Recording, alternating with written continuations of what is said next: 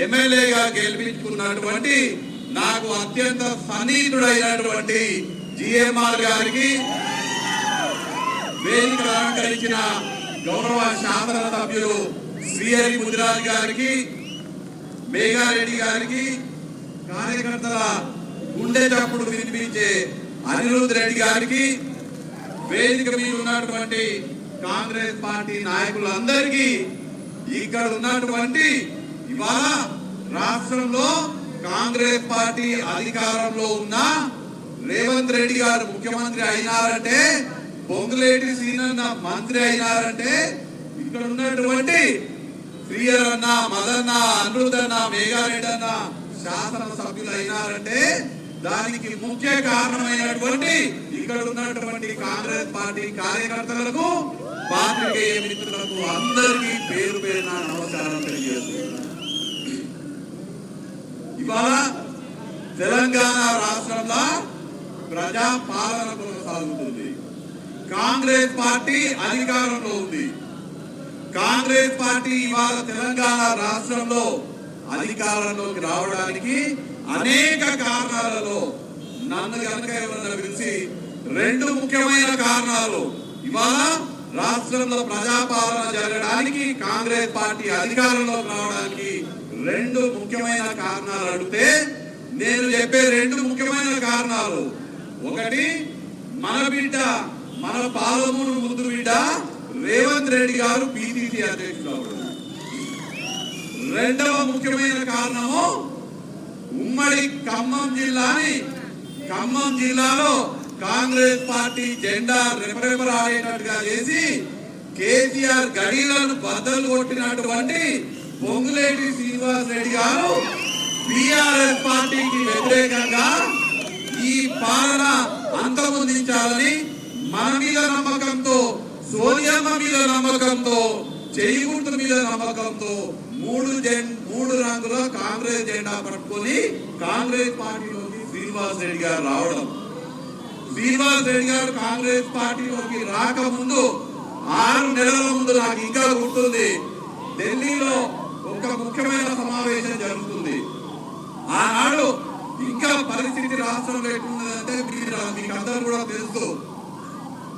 Congress party ఈ రోజున్నంత, అంటే ఎన్నికల సమీపానికి వచ్చినంత బలంగా లేకుండే, రెండవ స్థానానికి కాంగ్రెస్ పార్టీయా బీజేపీయా, కాంగ్రెస్ బీజేపీ అనే ఆలోచన చేస్తున్నటువంటి తరుణంలో ఢిల్లీలో ఒక ముఖ్యమైన సమావేశం జరుగుతున్నప్పుడు ఒక పెద్ద మనిషి అడిగినారు, ఇప్పుడు ఏం చేద్దాం ఇప్పుడున్న పరిస్థితులు అంటే, నేను నిర్మోహమాటిగా చెప్పినటువంటి విషయము, ఖమ్మం జిల్లాలో మాజీ ఎంపీగా అత్యంత ప్రజాదరణ కలిగినటువంటి పొంగులేటి శ్రీనివాస్ రెడ్డి గారు ఉన్నారు.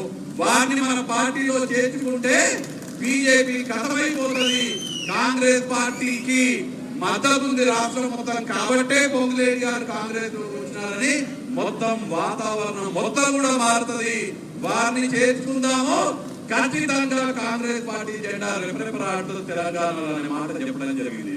వాళ్ళ వ్యక్తి మహబూబ్ నగర్ లో, ఉమ్మడి మహబూబ్ నగర్ జిల్లాలో, ఉమ్మడి పాలమూరు జిల్లాలో మనం చేస్తున్నటువంటి ఈ పాలమూరు న్యాయ యాత్రకు మద్దతుగా విచ్చేసినందుకు మన జిల్లా వాసులందరి తరఫున వారి కృతజ్ఞతలు తెలియజేసుకుంటూ, ఇవాళ గత 10 సంవత్సరాలలో రాష్ట్ర ప్రభుత్వం ఇక్కడ, కేంద్ర ప్రభుత్వం రెండు కూడా మన పాలమూరు జిల్లాకి అన్యాయం చేసినాయి.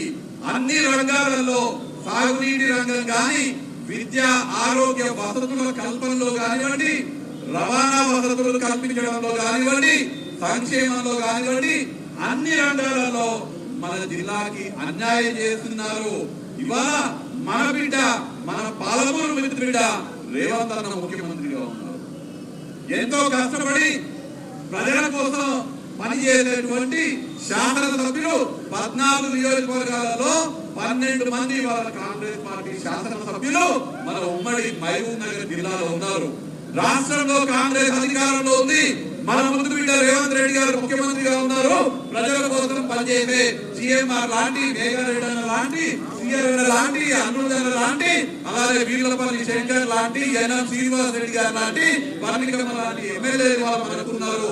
గతంలో జరిగినటువంటి 10 సంవత్సరాలలో జరిగినటువంటి అన్యాయాన్ని కూర్చిపెట్టి మనం ఇవాళ మన జిల్లాకు న్యాయం చేయాలనే ఉద్దేశంతో రాహుల్ గాంధీ గారు చేపడుతున్నటువంటి భారత్ జోడో న్యాయ యాత్రని స్ఫూర్తిగా తీసుకొని అక్కడ రాహుల్ గాంధీ గారు దేశానికి న్యాయం చేయాలని యాత్ర చేస్తుంటే మేమందరం కూడా శాసన సభ్యులతో పాటు మన పాలమూరు జిల్లాకి న్యాయం చేయాలి, రేవంత్ అన్న అండతో శ్రీనివాస్ రెడ్డి గారి మద్దతుతో మన జిల్లాకి న్యాయం చేసుకోవాలని ఈ పాలమూరు న్యాయ యాత్ర చేపట్టడం జరిగింది. మన జిల్లాకు ఇందాక శాసన సభ్యులు మాట్లాడడం జరిగింది. అన్ని రంగాలలో ముఖ్యంగా సాగునీటి రంగంలో మన జిల్లాకి తీవ్ర అన్యాయం గత 10 సంవత్సరాలలో జరిగింది.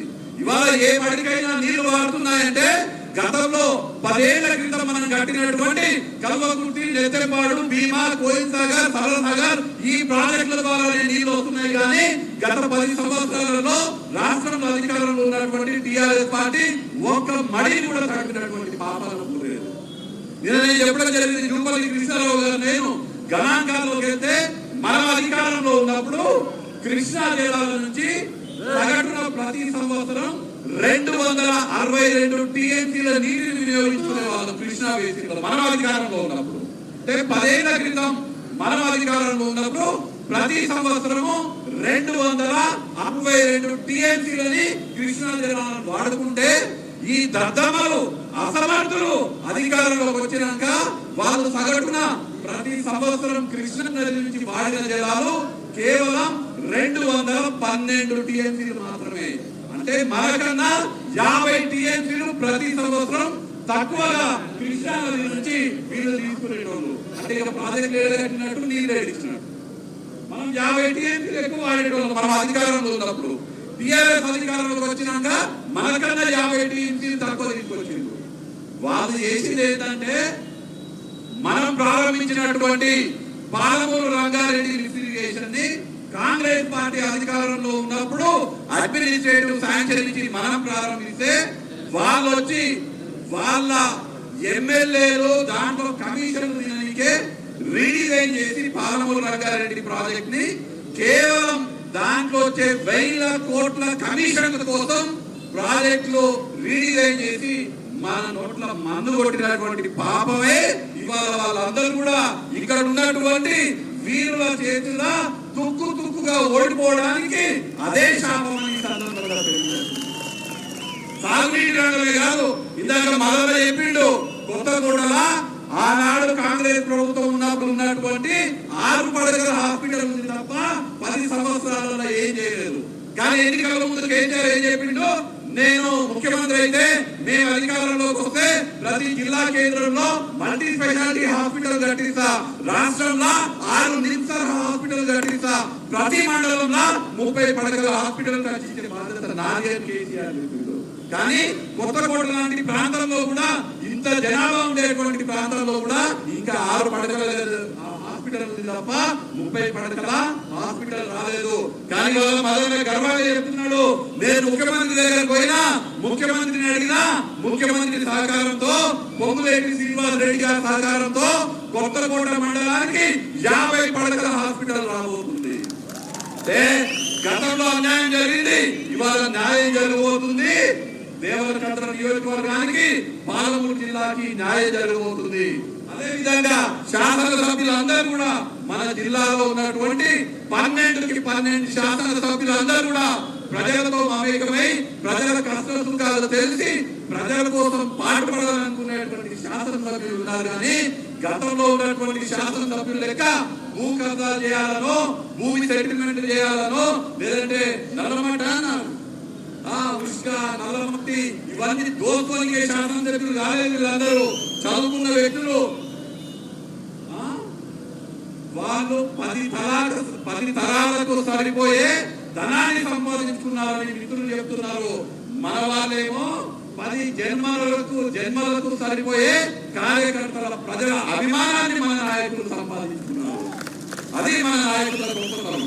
ఇవాళ ఖచ్చితంగా మన రాష్ట్ర ముఖ్యమంత్రి అయినటువంటి రేవంత్ రెడ్డి గారి అండతో మన రాష్ట్రంలో ఉన్నటువంటి మంత్రివర్యులు పొంగులేటి శ్రీనివాస్ రెడ్డి గారు కానివ్వండి, మన జిల్లా చెందినటువంటి తిరుపతి కృష్ణారావు గారే కానివ్వండి, మన జిల్లా ఇన్ఛార్జ్ మంత్రి అయినటువంటి దామోదర రాజనరసింహ గారే కానివ్వండి, మన జిల్లాకు అవినాభావ సంబంధం ఉన్నటువంటి మల్లు భట్టి విక్రమార్క గారే కానివ్వండి, పంచాయత్ రాజ్ మంత్రి ఎవరనగానే అక్కడి నుంచి సమాధానం వచ్చింది సీతక్క అని. సీతక్క గారి సహకారంతో అందరు మంత్రులు, ముఖ్యమంత్రి గారి సహకారంతో మన శాసనసభ్యులు అందరూ కూడా మన జిల్లా రూపురేఖలు మార్చబోతున్నారు. ఈ సందర్భంగా రాష్ట్రంలో ముఖ్యమంత్రి మన ముందు బిడ్డ ఉన్నాడు, మన ఎమ్మెల్యేలు ఉన్నారు. రానున్న కాలంలో ఎంపీటీసీలు, సర్పంచ్లు, జెడ్పీటీసీలు అందరూ కూడా మీ నుంచే ఉంటారు. మనం రేపు కనుక ఎంపీని కూడా మన అభ్యర్థిని గెలిపించుకుంటే మనకు ఢిల్లీ నుంచి కావాల్సినటువంటి నిధులని ఇక్కడికి తీసుకొచ్చి ఇక్కడ ఇంకా గొప్ప పనులు చేసే అవకాశం మనకు ఉంటుంది. ఇలా మనం చూస్తున్నాం, భారతీయ జనతా పార్టీ కేంద్రంలో అధికారంలో ఉంది. మన ప్రాంతానికి చెందినటువంటి భారతీయ జనతా పార్టీ నాయకులు ఉన్నారు. మదన్ గురించి చెప్పినారు. నేను ఎక్కువ మాట్లాడగాను, ఒకటే విషయం మాట్లాడతా. ఏం సాధించిందంటే జాతీయ స్థాయిలో జాతీయ ఉపాధ్యక్షురాలు పదవి పొందింది, కానీ మన Palamuru Rangareddy lift irrigation project కావాల్సినటువంటి జాతీయ హోదా మాత్రం పొందలేకపోయింది. అదే కాంగ్రెస్ పార్టీ అభ్యర్థి రేపు ఎంపీగా గెలిస్తే మన ముఖ్యమంత్రికి అండగా ఉండి కేంద్రం నుంచి రావాల్సినటువంటి అనుమతులు, కేంద్రం నుంచి రావాల్సినటువంటి నిధులు తీసుకొచ్చి అట్లనే ముఖ్యమంత్రి గారికి అక్కడ అండగా ఉంటూ ఇక్కడ కష్టపడి పనిచేసే మన గౌరవ శాసన సభ్యులకి అందరికీ కూడా సహకారంగా ఉంటూ మీకు అందరికీ సేవ చేసే అవకాశం మన ఎంపీ అభ్యర్థిగా గెలిస్తే ఆ ఎంపీకి అవకాశం ఉంటుంది. కాబట్టి ఎట్లయితే మన జరిగినటువంటి శాసనసభ ఎన్నికల్లో మీరందరూ కూడా కష్టపడి నిద్ర ఆహారాలు మని మన జిఎంఆర్ అన్నని మీకోసం పాటుపడేటువంటి కష్టపడి పనిచేసే మనస్తత్వం ఉన్నటువంటి మదన్న ఎట్లయితే గెలిపించిండ్రో రేపు జరగబోయే లోక్సభ ఎన్నికల్లో కాంగ్రెస్ పార్టీ అభ్యర్థి కోసం కష్టపడాలని మిమ్మల్ని అందరూ కూడా కోరుతున్నా.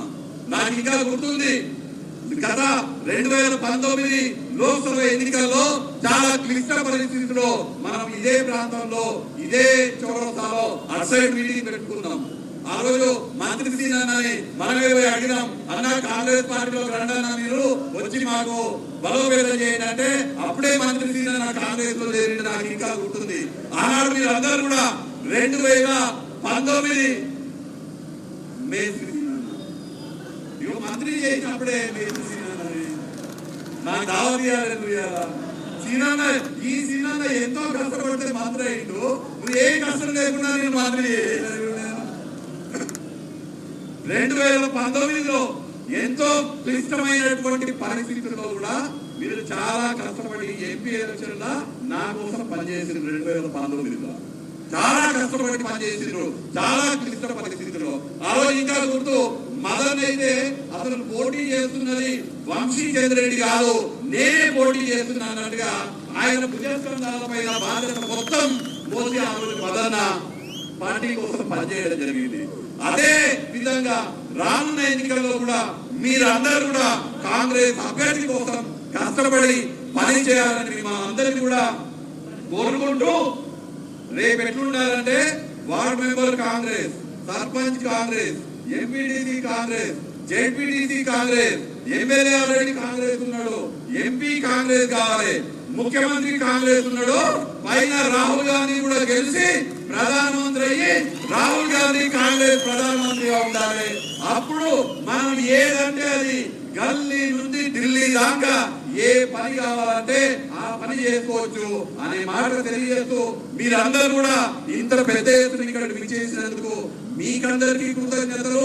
అలానే ఇవాళ శాసనసభ సమావేశాలు ఉన్నప్పటికీ 3 శాఖలకు సంబంధించినటువంటి వ్యవహారాలు చూసే మంత్రివర్యులు ఎన్నో అధికారిక కార్యక్రమాలు ఉన్నప్పటికీ అవన్నీ పక్కన పెట్టి నాకు పార్టీ కార్యక్రమమే ముఖ్యమని ఇవాళ పార్టీ తరఫున చేస్తున్నటువంటి కార్యక్రమాన్ని విచ్చేసినటువంటి మనందరి అభిమాన నాయకులు పొంగులేటి శ్రీనివాస్ రెడ్డి గారికి మరీ ప్రత్యేకంగా నా తరఫున, మీ అందరి తరఫున, పాలమూరు ప్రజలందరి తరఫున కృతజ్ఞతలు తెలియజేసుకుంటూ జై కాంగ్రెస్, జై కాంగ్రెస్.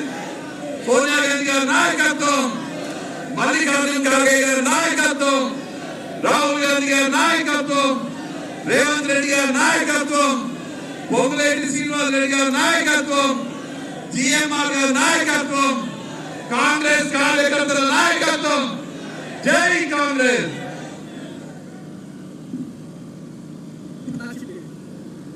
రెవెన్యూ శాఖ మంత్రివర్యులు అన్న పొంగులేటి శ్రీనివాస్ రెడ్డి గారిని మాట్లాడారు.